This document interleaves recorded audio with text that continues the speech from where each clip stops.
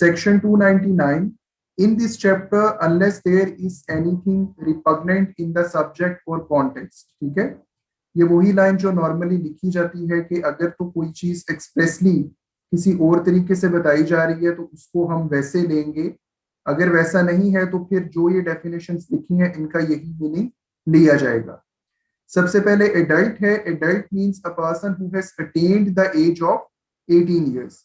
तो एडल्ट की डेफिनेशन आपको पेपर में पूछेगा क्या मतलब है, तो सही ऑप्शन उसके अंदर क्या होना चाहिए आपका 18 इयर्स। ठीक है, तो जो 18 साल का हो चुका है वो एडल्ट तस्वुर किया जाएगा।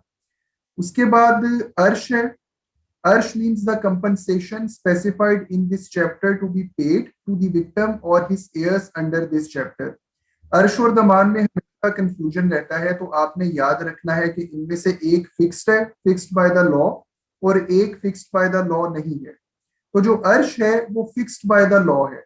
जहां पर भी अर्श के जरिए से कंपनसेशन आपने पे करनी है वहां पर ये लॉ के अंदर बताया जाएगा कि लेट्स से कि जी 10% ऑफ द दियत। ठीक है, अर्श अमाउंट कितनी होगी, 10% ऑफ द दियत। कहीं पर ये 5% ऑफ द दियत है, कहीं पर ये 15% ऑफ द दियत है, कहीं पर ये हाफ द दियत है। ठीक है, तो उसके लिए जरूरी है कि जो दियत की अमाउंट है वो आपको याद रखनी है। ठीक हो गया, तो उसके बाद फिर वो अगर आपको याद होगी तो उसके मुताबिक फिर अर्श की जो अमाउंट है वो आप कैलकुलेट करते हैं। लेकिन ये बात आपने याद रखनी है कि अर्श की उन्होंने परसेंटेज दे देनी है आपको दियत के हिसाब से। ठीक है, लेकिन होगी ये फिक्स्ड होगी। इसके अंदर ये नहीं है कि कोर्ट डिसाइड करेगी कि ये कितना होगा। लॉ के अंदर जहां पर भी पेनल्टीज हैं, जहां पर भी पनिशमेंट लिखी गई है, अर्श का अमाउंट आपको वहीं पर मिल जाएगा। ठीक हो गया, तो बस ये आप याद रखेंगे कि अर्श इज फिक्स्ड, ये चीज आपने याद रखनी है, तो आपको फिर आसानी रहेगी। ठीक हो गया। Authorized medical officer means a medical officer or a medical board, howsoever designated, authorized by the provincial government. ठीक है, कोई मुश्किल बात इसमें नहीं है। ऑथराइज्ड मेडिकल ऑफिसर होता है जो कि इन केसेस के अंदर, जैसे कत्ल का केस है, पोस्टमार्टम आपने करना है, या हर्ट का केस है, जब आप मेडिकल बनवाने जाते हैं तो ऑथराइज्ड मेडिकल ऑफिसर होता है जो कि appointed by authorised by the provincial government है। ठीक है, तो ये उसका मतलब हम लेंगे। उसके बाद दमान आ गया। दमान means the compensation determined by the court. ठीक है, अब ये दमान के साथ आपने याद रखना है डी फॉर दमान and D for determined by the court. ठीक हो गया, ये फिक्स नहीं है, ये केस टू केस वेरी करेगा। कोर्ट फैक्ट्स एंड सर्कमस्टांसेस को देखते हुए खुद डिसाइड करेगी कि कितना दमान पार्टी को पे करना है। ठीक हो गया। दमान means the compensation determined by the court to be paid by the offender to the victim for causing hurt not liable to अर्श। ठीक है, अब जो ज्यादा ग्रेव किस्म के हर्ट होते हैं उसके अंदर तो अर्श आ जाता है, तो बाकी जो माइनर किस्म की हर्ट्स हैं जो आप आगे चलकर पढ़ेंगे उसके अंदर वो दमान होता है। ठीक है, तो ऐसा हर्ट जो कि लाइबल टू अर्श नहीं है उसको फिर दमान के जरिए से कंपनसेट किया जाता है, लेकिन दमान की कोई वैल्यू फिक्स्ड लॉ के अंदर नहीं है, ये कोर्ट ने according to facts and circumstances decide करनी है। ठीक है, जस्ट लाइक जैसे आप डैमेजेस वगैरह का कॉन्सेप्ट पढ़ते हैं सिविल लॉ में, डैमेजेस भी they are always decided by the court, जो अनलिक्विडेटेड डैमेजेस हैं जो टॉर्ट की सूरत में होते हैं। ठीक है, तो दमान भी तकरीबन वही चीज है। उसके बाद दियत है। दियत means the compensation specified in section 323 payable to the heirs of the victim. Section आपने याद रखना है दियत का, और इसके अलावा दियत का सेक्शन क्या है 323 पीपीसी, पहली बात। दूसरी चीज ये कि 323 आप देखेंगे तो उसके अंदर सिल्वर को यूनिट रखा गया है। ठीक है, पेपर में आपसे ये भी पूछ सकता है कि यूनिट क्या है दियत काउंट करने का, गोल्ड है, सिल्वर है, या कोई और मेटल वो लिख देंगे, तो ये सिल्वर है। इसका जो अमाउंट है वो होता है 30,630, 30,630 ग्राम्स ऑफ सिल्वर। ठीक हो गया, तो ग्राम्स को भी आपने याद रखना है। हो सकता है पेपर में वो आपको केजी के साथ ऑप्शन दे दे तो वो गलत होगा। ठीक है, 30,630 ग्राम्स ऑफ सिल्वर ये दियत का अमाउंट है। तो हर साल आपको पता है कि गजट के अंदर जब ये फाइनेंशियल ईयर आता है तो उसके अंदर वो फिर अपडेट हो जाता है। अब ये भी इंपॉर्टेंट होगा इसके साथ साथ कि आप लोगों के लिए कि आप जो अपडेटेड अभी इस साल का 2021 का तो अभी नहीं आया, ठीक है, अभी हम अप्रैल में है, ये जून जुलाई जब आपका फाइनेंशियल ईयर स्टार्ट होता है। तो लेटेस्ट पेपर से पहले आपने देख के जाना है कि अभी दियत का क्या रेट चल रहा है, ठीक है। ओके, उसके बाद है फसाद फिल अर्ज, वेरी इंपॉर्टेंट। फसाद फिल अर्ज आपने याद रखना है, आगे आने वाले सेक्शंस में, कत्ल के सेक्शंस में पनिशमेंट डिफरेंट हो जाती है इन केस ऑफ फसाद फिल अर्ज, ठीक है। एक मुल्जिम होगा। जी, कोई सवाल है? मैंने कहा जी सर, ये बहुत इंपॉर्टेंट है, ये हाँ वाली जी बिल्कुल, डेफिनेशन। जी जी बिल्कुल इंपॉर्टेंट है। मैं वही बता रहा था कि जो कत्ल वाले आगे आने हैं सेक्शंस, उसके अंदर जो फसाद फिल अर्ज का मुल्जिम है उसकी सजा डिफरेंट क्राइटेरिया दिया गया है, और ये 2015 के अंदर बेसिकली इंक्लूड किया गया था, ठीक है। अमेंडमेंट भी आप लोग देख लिया करें, जो 2016 है गालबन या 15 है, ठीक है। अच्छा, फसाद फिल अर्ज includes the past conduct of the offender or whether he has any previous conviction, ठीक है। पहली चीज क्या आ गई, उसका जो पास्ट कंडक्ट है। दूसरी चीज आ गई, और whether he has any previous conviction, कि प्रीवियसली कन्विक्टेड है या नहीं है। तीसरी चीज, और द ब्रूटल और shocking manner in which the offence has been committed which is outrageous to the public conscience. तीसरी चीज इंपॉर्टेंट है, वो ये है कि जहां पर जो ऑफेंस है वो बड़े ही ब्रूटल तरीके से किया गया। अभी एक हम केस सुन रहे थे, उसके अंदर क्या हुआ, शायद आप लोगों ने भी सुना, उधर इस्लामाबाद का था। अब उसके अंदर कत्ल तो किया उस बंदे ने, लेकिन उस कत्ल करने से पहले दोनों बाजू और दोनों टांगे भी काट दी, ठीक है। अब सिंपल बंदा एक गोली मार के किसी को कत्ल करे तो that is a normal course, आप ये कह सकते हैं। लेकिन अगर कोई इस तरह का ब्रूटल या शॉकिंग मैनर है, तशद्दुद किया, टुकड़े टुकड़े कर दिए, या किसी तेज धार आले से बहुत ज्यादा नुकसान पहुंचाया, बंदा पहचाना नहीं जा रहा, ठीक है, तो इस तरीके से ये जो आउटरेजियस होगा टू दी पब्लिक कॉन्शियंस, ये वर्ड्स आपने याद रखने हैं इसमें, ठीक है। तो ये भी उसी के अंदर आ जाएगा, फसाद फिल अर्ज के अंदर। और if the offender is considered a potential danger to the community. चौथी चीज उसने बताई है कि अगर वो पोटेंशियल डेंजर है, यानी ये भी देखा जाएगा कि इस बंदे को अगर हमने छोड़ दिया या बेल दे दी या जाने दिया, तो फिर इससे क्या क्या मजीद नुकसान हो सकता है। हो सकता है कि वो कोई साइकोपाथ किलर हो, जो कि विदाउट एनी वेंजेंस या फिर विदाउट एनी मोटिव लोगों को मारता हो, ठीक है। तो ये भी देखना है कोर्ट ने, लॉ ने। और if the offence has been committed, ये बहुत इंपॉर्टेंट है, लास्ट वन जो पांचवी चीज है, or the offence has been committed in the name or on the pretext of honour. हमारे माशरे में आप अक्सर सुनते हैं कि भाई गैरत के नाम पर कत्ल कर दिया, ठीक है। अब गैरत के नाम पर कत्ल करने की वजह से क्या सजा हो सकती है, ये आगे चलकर हमें पता चलेगा। लेकिन गैरत के नाम पर कत्ल करना, it is also included in फसाद फिलर्स। तो हो सकता है कि ऑनर किलिंग वो लिख दे आपको क्वेश्चन में, और आंसर के अंदर वो ऑप्शन डाल दे, इनमें से कोई एक ऑप्शन होगा कि भाई फसाद फिलर्स में कौन सी चीज आती है।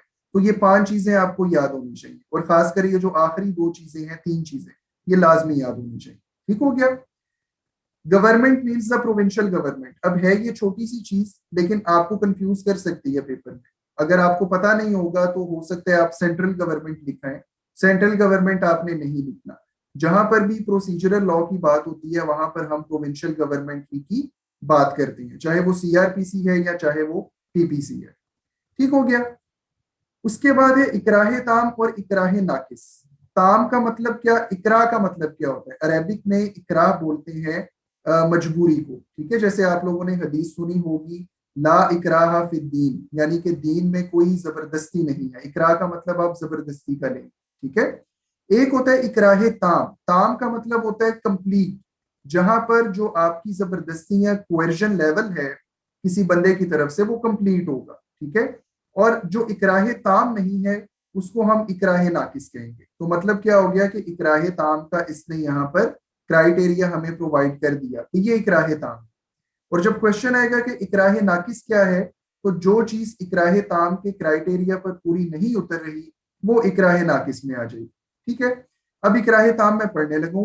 मीन्स पुटिंग एनी पर्सन, पहली चीज किसी भी बंदे को, हिज स्पाउस, स्पाउस के अंदर औरत है तो उसका शोहर आ जाएगा, अगर मर्द है तो उसकी बीवी आ जाएगी, ठीक है। अब यहाँ पर हिज की वजह से आपने परेशान नहीं होना, हमने पहले पढ़ लिया हुआ डेफिनेशन क्लॉज में कि ही का मतलब शी भी है, ठीक है। अच्छा जी, स्पाउस और any of his blood relations with in the prohibited degree of marriage. Blood relations आगे और prohibited degree of marriage. Prohibited degree of marriage में कौन आता है? बहन है, वालदा है, चची है। कुरान की वो सूरह निसा की आप आयत देख लेंगे कि कौन कौन प्रोहिबिटेड डिग्री में, मुहर्रमात में आती है। प्रोहिबिटेड डिग्री यानी कि जिनके साथ आपकी शादी नहीं हो सकती शरन, ठीक है। अब क्या हो गया जी, कोई भी बंदा अगर किसी दूसरे बंदे को या फिर उसके स्पाउस को या फिर उसके ब्लड रिलेशंस जो के प्रोहिबिटेड डिग्री ऑफ मैरिज में आते हैं, ठीक है, उनके हवाले से वो क्या करे? इन फियर ऑफ इंस्टेंट डेथ, या तो कहे जी कि इन लोगों को मैं मार दूंगा, or instant permanent impairing of any organ of the body, ठीक है, या फिर वो कहेगा जी कि फला हिस्सा मैं इनका काट दूंगा, हाथ काट दूंगा, पाँव काट दूंगा, परमानेंट, जो कि बाद में जुड़ नहीं सकती, चीज ठीक नहीं हो सकती। Or instant fear of being subject to sodomy or जिनाबिल जब, ठीक है, या फिर वो कहे कि इज्जत के ऊपर बात आ जाए। सोडमी यानी अगर मेल होगा तो उसके साथ सोडमी कमिट करने की धमकी दे, अगर फीमेल है तो जिनाबिल जबर की धमकी दे। तो ये कंडीशंस हैं इकराहे ताम की, ठीक है। एक तो आपने देखना है कि वो धमकी क्या दे रहा है। सबसे पहले इंस्टेंट डेथ उसमें आ जाएगा, या फिर instant impairing of any organ of the body आ जाएगा, ठीक है, और तीसरी चीज आ जाएगी सोडमी या जिनाबिल जब, ठीक है। ये तीन तरह के ऑफेंस करने की धमकी देगा। और किन लोगों के हवाले से देगा? एक तो खुद बंदा, जैसे कि मुझे अगर कोई लेट से किडनैप कर लेता है और कहता है कि जी कि ये ऑफेंस कमिट करो, नहीं तो मैं तुम्हारे साथ इनमें से कोई काम कर दूंगा, ठीक है। या फिर वो मेरे किसी स्पाउस को, यानी कि मियाँ, सॉरी मियाँ मेरा तो नहीं हो सकता, आई मीन बीवी, ठीक है, या अगर कोई औरत हो तो उसका मियाँ, ऑफ हिज ब्लड, या फिर कोई ब्लड रिलेशन मेरा ऐसा हो जो कि प्रोहिबिटेड डिग्री में आता है, ठीक है। तो ये क्राइटेरिया है इकराहे ताम का। इकराहे नाकिस है कि अगर इसके अलावा लेट से कि कोई ऐसे बंदे को वो गिरफ्तार कर लेता, सॉरी अपने किडनैप कर लेता है जो कि प्रोहिबिटेड डिग्री में नहीं आता, ठीक है, या फिर प्रोहिबिटेड डिग्री में तो आता है लेकिन वो ये जो तीन ऑफेंसेस उसने बताए हैं वो ये करने की धमकी नहीं देता, ठीक है, वो सिंपल कहता है कि मैं इनको मारूं पीटूंगा, तो वो फिर इकराहे ताम में नहीं आएगा, वो फिर इकराहे नाकिस में आएगा। अब ये डेफिनेशंस आपको पढ़ाने का मकसद ये है कि आगे चलकर जब आप ऑफेंसेस देखेंगे तो इकराहे ताम के लिए अलग सजा है और इकराहे नाकिस के लिए सजा अलग हो जाएगी, ठीक है, क्राइटेरिया डिफरेंट। उसके बाद है minor. Minor means a person who is not an adult. Adult कौन था? जिसकी उम्र 18 साल, 18 साल से एक दिन भी कम है तो उसको माइनर कंसिडर किया जाएगा। उसके बाद है offence committed in the name or on the pretext of honour means an offence committed in the name or on the pretext of कारोकारी, सियाकारी or similar other customs or practices. अब ये जो टर्मिनोलॉजीज हैं सोसाइटी के अंदर ये चलती हैं, जैसे आप अक्सर खबरों में देखते हैं कि फला एक बंदे ने अपनी बहन को कारोकारी के इल्जाम में जी कत्ल कर दिया, ठीक है। अब कारोकारी या सियाकारी ये टिपिकल टर्मिनोलॉजीज हैं और इनको हम ये कह सकते हैं कि भाई जहां पर विद कॉन्सेंट, ठीक है, एक फॉर्निकेशन का ऑफेंस कमिट होता है between two persons, male and female, ठीक है, तो उसको हम ये टर्मिनोलॉजी का नाम फिर दे देते हैं। तो सिंधी लैंग्वेज, जी सॉरी, सिंधी लैंग्वेज है उसके वर्ड्स हैं ये, सिंधी लैंग्वेज। अच्छा सिंधी लैंग्वेज के, सिंधी लैंग्वेज के भी पंजाब में भी चलते हैं तो हम सारों को ये अंडरस्टैंड, ठीक है, ओके। आगे चलते हैं जी। कत्ल means causing death of a person. कत्ल का मतलब है किसी की डेथ कॉज करना। किसास और ताजीर, अगेन वेरी इंपॉर्टेंट, इंशाल्लाह ये मैं आपको तफसील से पढ़ाऊंगा कि किसास का क्या कॉन्सेप्ट है और ताजीर का क्या है। अभी फिलहाल हम डेफिनेशन इसको देखते हैं।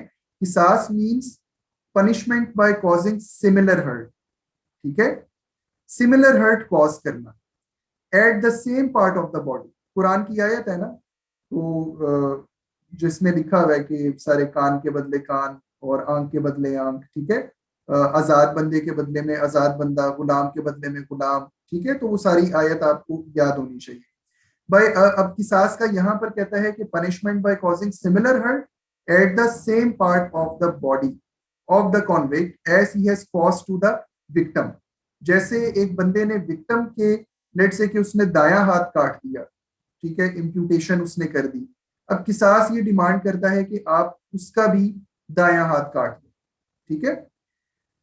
और by causing his death if he has committed कत्ले आम in exercise of the right of the victim or वली। और अगर किसी ने कत्ल किया है तो उसको उसके बदले में उसको भी कत्ल किया जाए, ये भी किसास है। यानी किसास आप ये कह लें कि क्वेश्चन ऐसे भी पूछा जा सकता है, किसास किन किन चीजों में एप्लीकेबल है, तो कत्ल में भी एप्लीकेबल है और हर्ट में भी एप्लीकेबल है, ये बात आपने याद रखनी है, ठीक है। और इसके अलावा लास्ट में वो कहता है in exercise of the right of the victim or वली। विक्टिम का राइट कब होगा कि सांस लेने का, जब वो जिंदा होगा यानी हर्ट की सूरत में। जैसे मेरा कोई हाथ काट देता है, मरूंगा तो मैं नहीं, कि सांस मैं ले सकूं, मैं खुद ले सकूं, मेरा अपना राइट। कत्ल की सूरत में मकतूल तो बेचारा चला गया, वो तो इन्फोर्स नहीं कर सकता, तो उसके पीछे जो वली होंगे, वली फिर किसास का राइट इन्फोर्स कर सकते हैं, ठीक है। उसके बाद ताजीर है। ताजीर मीन्स पनिशमेंट अदर देन किसास, दियत, अर्श और दमान। एंड वली means a person entitled to claim किसास, ठीक है। एल और एम मैंने इकट्ठे पढ़ दिए हैं, एल की पहले मैं बात करूंगा। ताजीर का मतलब है कि वो पनिशमेंट जो कि ना तो किसास है, ना दियत है, ना अर्श है, ना दमान है, ठीक है। किसास, दियत, अर्श और दमान के अलावा जो सजा है वो ताजीर की सजा है, ठीक है। और लास्ट में वो एम कहता है वली। वली means a person entitled to claim किसास। अब हमने देखना होगा कि किस सिचुएशन में कौन सा वली बनता है। अब एक बंदा अगर साहिब औलाद है, ठीक है, बीवी भी, बेवा भी है, बच्चे भी हैं, तो डेफिनेटली वो उसके वली होंगे, ठीक है। और अगर वो नहीं है तो फिर आप उसके देखेंगे वालदैन है तो वो वली है, वो नहीं है तो फिर जो भी इस्लाम का सिस्टम है उस हिसाब से हम वली तलाश करते हैं, ठीक है। तो ये सिस्टम आ जाएगा सारा आपका डेफिनेशन के अंदर। यहां तक चीज क्लियर है, कोई मसला तो नहीं? क्लियर है। कैसे ओके क्लियर है? ओके, क्लियर है सर। ठीक है। आगे एक दो सेक्शंस और पढ़ लेते हैं ताकि कल से फिर हम 302 शुरू कर लेंगे। 300 है कत्ले अम। whoever with the intention of causing death or with the intention of causing bodily injury to a person। अब ये इंपॉर्टेंट है कि कोई बंदा किसी की डेथ कॉज करने की इंटेंशन भी रख सकता है और डेथ के अलावा बॉडीली इंजरी की उसकी इंटेंशन भी हो सकती है, ठीक है। By doing an act which in the ordinary course of nature is likely to cause death. अब मैं क्या करता हूँ कि किसी को हर्ट करने के लिए, हो सकता है कि कत्ल मैंने ना करना हो लेकिन मैं उसके ऊपर फायर कर देता हूँ। अब मुझे पता है कि फायर से वो बंदा मर भी सकता है, ठीक है। अब ये वो बात कर रहा है कि कोई ऐसा एक्ट करना जो कि in the ordinary course of nature is likely to cause death. मैं किसी को छत से धक्का दे देता हूँ। अब हो सकता है कि मैं मारने की नीयत से उसको नहीं आया, लेकिन मेरा वो एक्शन ऐसा है कि प्रूडेंट माइंड यही कहता है कि मैं इसको दूसरी, तीसरी, चौथी मंजिल से धक्का दूंगा तो नीचे गिर के ये मर सकता है, ठीक है। और with the knowledge that his act is so eminently dangerous that it must in all probability cause death. और वो इतना डेंजरस एक्ट कमिट करने जा रहा है बंदा कि वो ये समझता है कि ये इतना डेंजरस काम है कि लाजमी तौर पर और हाईली प्रोबेबल है कि जिसके साथ वो काम किया जा रहा है उसकी डेथ हो जाएगी, ठीक है। causes the death of such person is said to commit कत्लेआम। तो अगर ये इस तरह की इंटेंशन रखकर वो आए और उसके बाद अगर उसके एक्शन की वजह से किसी की डेथ कॉज हो जाए तो उसको हम कत्लेआम कहेंगे, ठीक है। तीन तरह की चीजें इसके अंदर आ जाती हैं। एक तो ये कि आपने डेथ कॉज करने की इंटेंशन की है, पहली चीज, वो तो बड़ा क्लियर है। दूसरा ये कि बॉडीली इंजरी है, लेकिन आप बॉडीली इंजरी करने के लिए ऐसा काम कर रही हैं जो कि लाइकली टू कॉज डेथ है, जिससे इम्कानात हैं कि डेथ हो जाएगी। और तीसरा कोई भी ऐसा काम जिसका जो कॉन्सिक्वेंस है वो हाईली प्रोबेबल है कि वो डेथ कॉज कर देगा, ठीक है। तो इस तरह के तीनों कामों के अंदर आप कहेंगे कि एक बंदे ने कत्ले अम्द कमिट किया है। ये कत्ले अम्द की डेफिनेशन थी basically. Section 301 is very important, technical and interesting. ये आपसे पेपर में पूछा जा सकता है, प्रोपोजिशन बना के दे सकता है। Causing death of person other than the person whose death was intended. यानी मारने किसी और को गए लेकिन मार किसी और को आए, फिर भी ये कत्ले अम्द होगा, ठीक है। पढ़े इसको। Where a person by doing anything which he intends or knows to be likely to cause death causes death of any person whose death he neither intends nor knows himself to be likely to cause, ठीक है। Such an act committed by the offender shall be liable for कत्लेआम। जैसे मैं एक बंदे को मारने गया, ठीक है, लेकिन मुझे पता है कि वो प्रोबेबिलिटी है कि उसके साथ साथ कोई और भी होगा, ठीक है, और कोई और भी मर सकता है। अब यहाँ पर क्या हुआ कि शायद मैंने 2-3 लोगों के ऊपर इकट्ठे गोली चलाई, लेकिन जिसकी डेथ मैंने इंटेंट की थी कि भाई मैं इस बंदे को, पर्सन ए को मारूंगा, पर्सन ए नहीं मरता, लेकिन उसके बजाय पर्सन बी मर जाता है या पर्सन सी मर जाता है, ठीक है। अब यहाँ पर सेक्शन 301 के मुताबिक ये भी कत्ले अम्द के अंदर शुमार होगा, ठीक है। तो ये भी एक इंटरेस्टिंग प्रोपोजिशन उस हवाले से बनती है, ठीक है। उसके बाद 302 है, ये भी पढ़ लेते हैं। Whoever commits कत्ले आमद shall subject to the provisions of this chapter। अब इसमें आपने याद रखना है कि कत्ले आमद में भी 3 तरह की सजा यहाँ पर लिखी हुई है, ठीक है। पहली सजा कहते हैं punished with death as किसास। तो पहली चीज क्या होगी कि उसको डेथ पेनल्टी मिलेगी जो बंदा कत्ले आमद कमिट करेगा एज वे ऑफ किसास, ठीक हो गया। दूसरी चीज punished with death for imprisonment for life as ताजीर, ठीक है। Having regard to the facts and circumstances of the case, if the proof in either of the forms specified in section 304 is not available। अब 302 clause भी ये कहता है कि इसके अंदर 2 तरह की सजा उसने और बता दी है। पहले तो ये कि 302 बी में किसास के मुताबिक सजा नहीं होगी, ताजीरन सजा होगी, ठीक है। ताजीरन सजा हो सकती है डेथ की भी, यानी सजाए मौत भी दी जा सकती है, या फिर इम्प्रिजनमेंट फॉर लाइफ भी दी जा सकती है, ठीक हो गया। अच्छा जी, अब ये कब होगा? अब इसके लिए आपने 304 देखना है कि जब 304 के मुताबिक आपको सबूत नहीं मिलता, ठीक है। अब 304 के अंदर 2 चीजें आती हैं, या तो वो बंदा जाकर खुद कन्फेस करे और वो कन्फेशन की जो सारी रिक्वायरमेंट्स जो हमने पढ़ी हुई हैं उनके मुताबिक कन्फेशन करे कोर्ट के सामने, कि बगैर किसी कोवर्जन के, जबरदस्ती के, बगैर किसी प्रेशर के, ठीक है। और दूसरी चीज है कि अगर कोई एविडेंस ऐसा आए जो कि सॉरी तज़कियतुश शुहूद के मुताबिक पूरा उतरता है, ठीक है। तो इन दोनों सूरतों के अंदर उसको किसास के तौर पर सजा हो सकती है, ठीक है। अगर तो ये दोनों चीजें नहीं होती तो फिर जो सजा है वो उसको ताजीरन होगी 302 क्लॉज बी में, ठीक है। और practically speaking in most of the cases ताजीरन ही सजा होती है, ठीक है। अब सेक्शन 304 आपने याद रखना है, पेपर में बड़ा अच्छा क्वेश्चन आपको आ सकता है कि किसास के जरिए से सजा कब नहीं हो सकती, ठीक है। तो कौन सा सेक्शन है जो कि रिक्वायरमेंट बताता है कि वो रिक्वायरमेंट्स पूरी हो तो फिर किसास के तौर पर सजा हो, तो वो सेक्शन 304 आपने याद रखना है।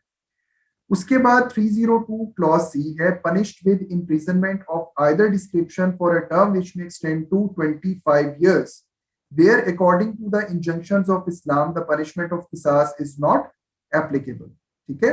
तो इसके अलावा अब देखिए यहाँ पर ऊपर वाला जो क्लॉज है और सी वाला जो क्लॉज है practically they could be the same, क्योंकि जो उम्र कैद होती है पाकिस्तान में वो 25 साल के लिए भी होती है, 14 साल के लिए भी होती है, ठीक है। ये ऐसे क्यों होता है? लॉ के अंदर मौजूद है। लेकिन अभी सुप्रीम कोर्ट की लेटेस्ट जजमेंट भी आ गई थी कि जहां पर लाइफ इम्प्रिजनमेंट का वर्ड आ जाएगा उसका मतलब यही लेना कि वो लाइफ इम्प्रिजनमेंट है, ठीक है। लेकिन कोर्ट की डिस्क्रेशन है कि वो उसकी सजा को कम कर सकती है। तो इस वजह से बी के अंदर उसने लाइफ इम्प्रिजनमेंट की और डेथ की पेनल्टी की बात की है, जबकि सी के अंदर उसने स्पेसिफाई कर दिया कि 25 साल तक की सजा हो सकती है। वो कब हो सकती है? कि जब वही इंजंक्शंस ऑफ इस्लाम की जो रिक्वायरमेंट्स हैं, तज़कियतुश शुहूद और बाकी चीजें, वो अगर पूरी नहीं होती, ठीक है। तो 3 तरह की सजाएं आ गई। सबसे पहले डेथ एज किसास, उसके बाद आ गई ताजीरन सजा। वो ताजीरन सजा डेथ की भी हो सकती है और इम्प्रिजनमेंट फॉर लाइफ की भी हो सकती है, ठीक है। और सी के अंदर जो वो सजा दे रहे हैं that is of 25 years specific, ठीक है। आगे कहता है provided that nothing in clause C shall apply where the principle of फसाद फिल अर्ज is attracted and in such cases only clause A और क्लॉज बी शेल अप्लाई। अब समझ में आ गई बात। फसाद फिल अर्ज के अंदर अब उन्होंने कत्ल के हवाले से 302 के हवाले से क्राइटेरिया सख्त कर दिया, ठीक है। यानी उसको सिर्फ या तो सजाए मौत होगी या उम्र कैद की सजा होगी। फसाद फिल अर्ज वाले बंदे पे, उस एक्यूज पे जो इसका क्लॉज सी है 302 का, वो अप्लाई नहीं हो सकता, ठीक है। तो आज बस इसको यहीं तक रखें 302 तक। कल इंशाल्लाह हम इसको कंटिन्यू करते हैं। That is very very interesting chapter. अभी उम्मीद है कि आप लोगों को कुछ इंटरेस्ट पैदा हो जाएगा इसी पढ़ते। ओके जी, अपना ख्याल सर अल्लाह रखें। हाफिज। अल्लाह हाफिज।